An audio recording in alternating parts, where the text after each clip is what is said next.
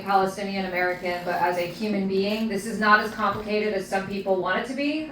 We do not give aid to Israel if they are not following our own laws. We follow our own laws, and we condition aid on making sure that our aid is not being used to commit war crimes.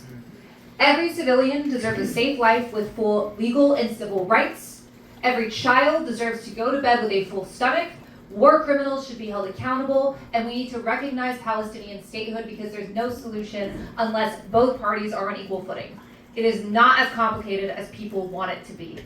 Trump's plan in Gaza is horrendous. It's disgusting. But I also want to mention that out of the 3 people that have the best shot at winning this campaign, this race, I am the only one who will call it what it is, a genocide. The only one who opposes anti-BDS legislation as a free speech issue, and the only one who hasn't met with or submitted a position paper to AIPAC. Okay.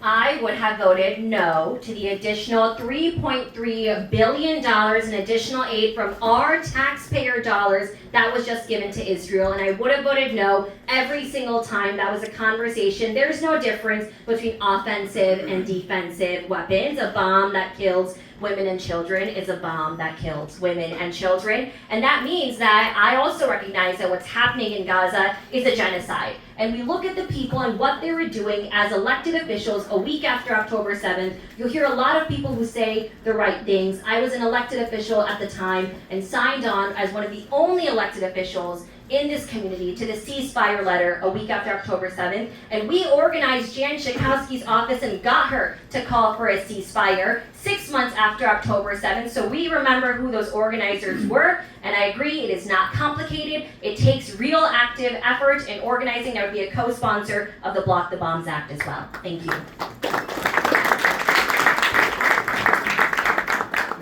This issue is deeply personal to me.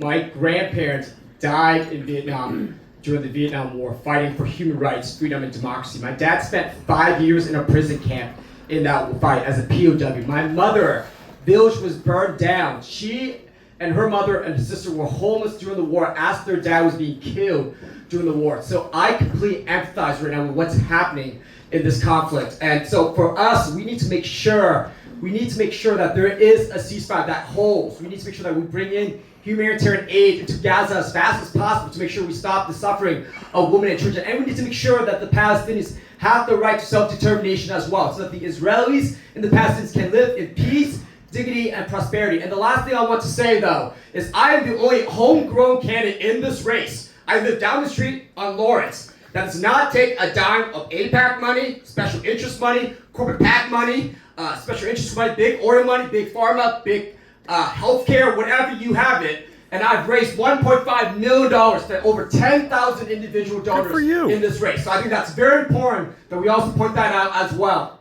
Thank you. Yeah. You should snake it back around to this guy. You don't see this at all in debates. We are free-range Mike. That is what we are here. Okay. You got it. Bethany's getting a lot of cord work. Thank you. I believe firmly in a two-state solution where people in Gaza, a Palestinian state, could live with self-determination, hope, and care, and people in Israel can live in the same. Right now we have a humanitarian crisis in Gaza, and it's up to the United States to be a leader, to make sure that every family is fed, is housed, and we start to rebuild.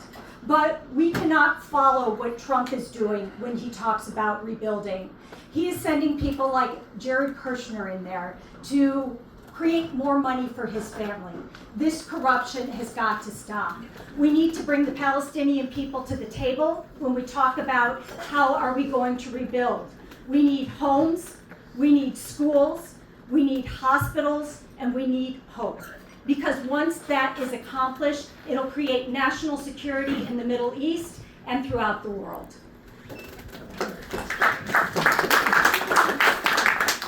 Bethany Johnson, local crackpot.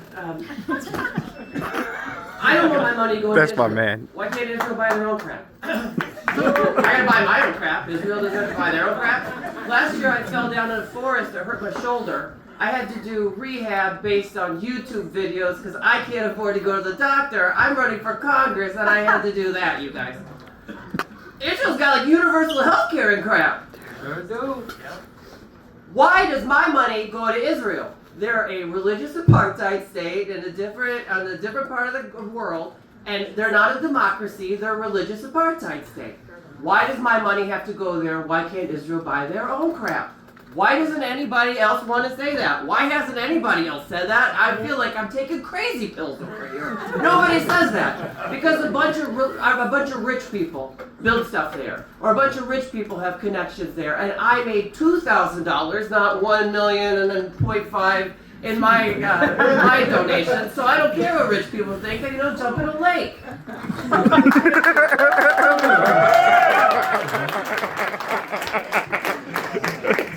That should be, I don't want to, that should be your tagline.